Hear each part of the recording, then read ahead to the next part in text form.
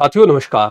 देखिए UGC net की answer की आप लोगों की आ गई है और हमने हिस्ट्री का जो क्वेश्चन पेपर था उसके साथ में पेपर फर्स्ट था उसका एनालिसिस अभी जो है 15 मिनट पहले वो समाप्त हुआ है। अब मैं जब एनालिसिस करा रहा था तो मुझे लगा कि कई क्वेश्चन हिस्ट्री में ऐसे हैं जो ड्रॉप होने चाहिए। हालांकि ये बहुत ही अभी एक सूक्ष्म एनालिसिस रहा है, मतलब थोड़ा फास्ट रहा है। जैसे ही पेपर डाउनलोड हुआ है तो हमने तुरंत उसको कराना शुरू किया था। तो फिर भी चलते चलते तीन चार क्वेश्चन हमारे सामने ऐसे आ गए, हो सकता है आपने आंसर की मिलाई हो और आपने ना देखा हो बारीक से, तो आपने हो सकता है वो क्वेश्चन आपके गलत हो, तो आप देख लेना उस क्वेश्चन का फायदा आपको मिलने वाला है। और आप जानते हैं कि आपके एग्जाम में एक एक क्वेश्चन की अपनी इंपॉर्टेंस होती है, तो वे कौन से क्वेश्चन है मैं अभी सब्जेक्ट वाले क्वेश्चन आपको लेकर यहाँ पे बताऊंगा और फिर कट ऑफ को लेकर भी यहाँ पे साथियों चर्चा करूंगा साथियों, ठीक है। तो देखिए क्वेश्चन ये था हमारा कि नवपाषाणकालीन स्थलों को कालानुक्रम में आपको सेट करना है, क्रोनोलॉजी में यहाँ पे सेट करना है।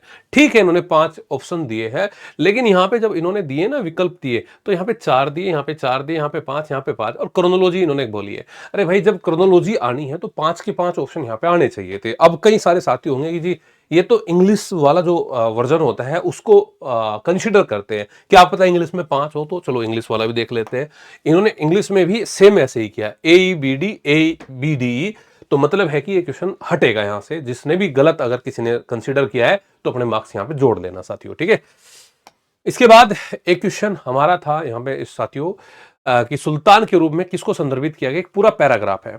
और ये पैराग्राफ है कि 2 वर्ष 1332 से 34 के बीच में जब सुल्तान दिल्ली में था तो राजस्व मांग की कठोरता और अबवाब की बहुलता के कारण दोआब क्षेत्र तबाह हो गया। आप सोचिए कि 1332 में 1332 में किसका टाइम पीरियड था हिस्ट्री में जब दिल्ली सल्तनत हम पढ़ते हैं, तो आप कहेंगे तुगलक डायनेस्टी। क्योंकि तुगलक डायनेस्टी 1320 में स्टेब्लिश हो गया था और गयासुद्दीन तुगलक शासक था। 25 तक गयासुद्दीन तुगलक रहा और उसके बाद में मोहम्मद बिन तुगलक यहाँ पे शासन का था। तो आप कहेंगे जी ये टाइम पीरियड किसका है, तो आप कहेंगे जी ये टाइम पीरियड तो फिर मोहम्मद बिन तुगलक का था।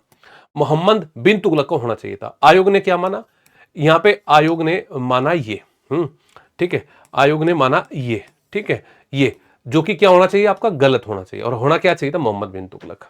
तो कई सारे साथी जिन्होंने मोहम्मद बिन तुगलक लगाया, 100% आपने मोहम्मद बिन तुगलक ही लगाया होगा, लेकिन आयोग ने माना है ये, तो ये भी आपका ड्रॉप होगा क्वेश्चन। इसके बाद अगर बात करूं मैं गुप्तचर प्रणाली की अलाउद्दीन खिलजी की, तो आपने कहा कि उनके शासन पर लागू नहीं है, लागू नहीं है। तो गुप्तचर प्रणाली तो थी उनके शासन पर लागू, हम कहते हैं कि दीवारों के भी कान होते थे। फिर आप कहेंगे जी उन्होंने जो है मुकद्दम पर नियंत्रण इक्ता को वंशानुगत बनाया, बिल्कुल बनाया जी। फिर आप कहेंगे कि जी उन्होंने तकावी ऋण प्रदान किया, नहीं, तकावी ऋण तो मोहम्मद बिन तुगलक ने प्रदान किया था, ना कि अलाउद्दीन खिलजी ने।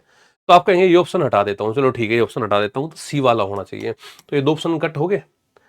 फिर बात करते हैं कि राजस्व संकलन के लिए भूमि का मापन, आप कहेंगे कराया तो था, इनके द्वारा ही तो एक प्रणाली अपनाई गई थी जिस प्रणाली को हम किस नाम से जानते हैं, जिस प्रणाली को हम यहाँ पे मसाहत प्रणाली के नाम से जानते हैं। तो इनके द्वारा यहाँ पे मसाहत प्रणाली को यहाँ पे अपनाया गया था। तो आप कहेंगे तो सही है। मालवा गुजरात, हाँ जी, गुजरात रणथंभौर चित्तौड़ मालवा सिवान जालोर अभियान किया गया था कि नहीं किया गया था, आप कहेंगे किया गया था।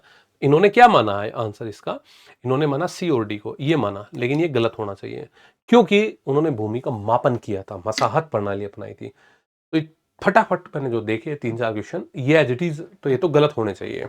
आप और भी बताना मुझे कमेंट में कि आपको किस क्वेश्चन पे डाउट लग रहा है, और आपको इनके लिए एक सटीक जो सोर्स है वो मैं अवेलेबल करा दूंगा आपको अपनी तरफ से।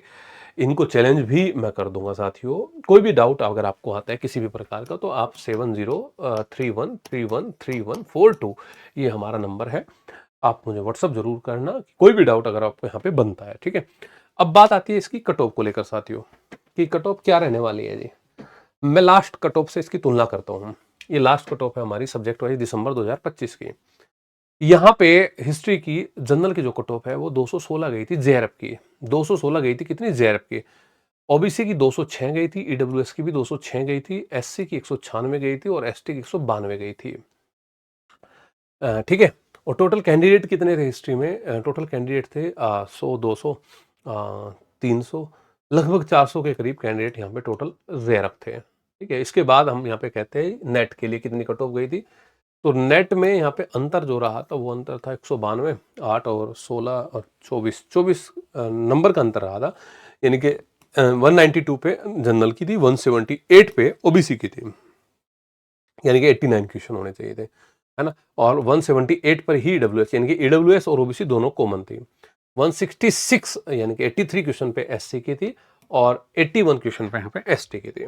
ये लास्ट टाइम की कट ऑफ आपकी यहाँ पे हुई थी भाई, है ना, लास्ट टाइम की कट ऑफ यहाँ पे आपकी थी भाई।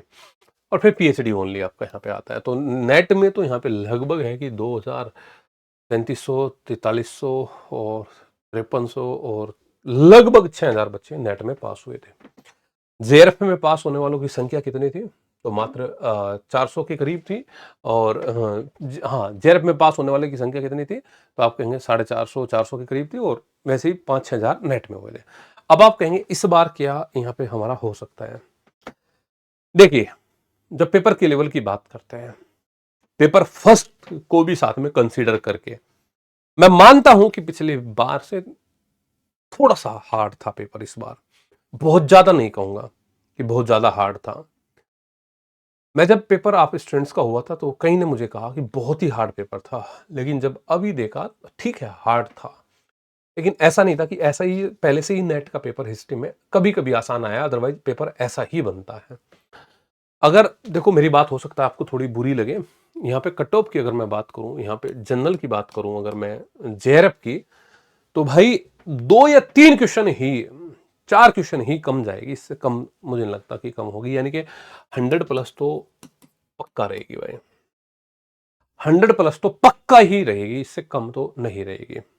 फिर ओबीसी ईडब्ल्यूएस की बात, ओबीसी ईडब्ल्यूएस की बात करूं अगर यहाँ पे, तो आप कहेंगे कि भाई वही है, 97 98 तक इनकी यहाँ पे लगभग रहने वाली है, 97 98 लगभग इनकी दोनों की रहने वाली है।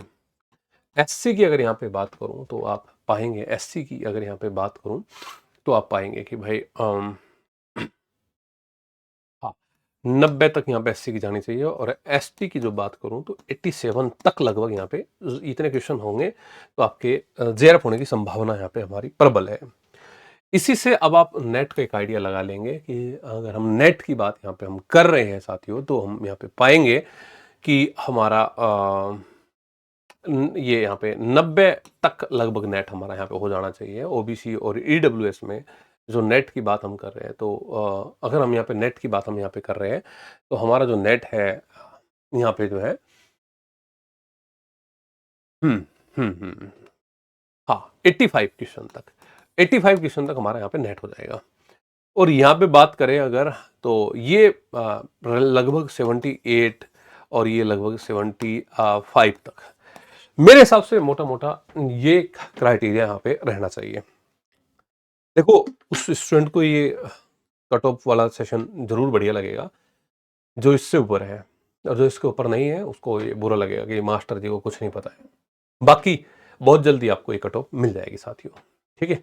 धन्यवाद। और आप एक बार पेपर का एनालिसिस कर लीजिए, किसी क्वेश्चन में अगर आपको लगता है कि डाउट है तो एक बार आप मुझसे चर्चा कर लीजिएगा। धन्यवाद।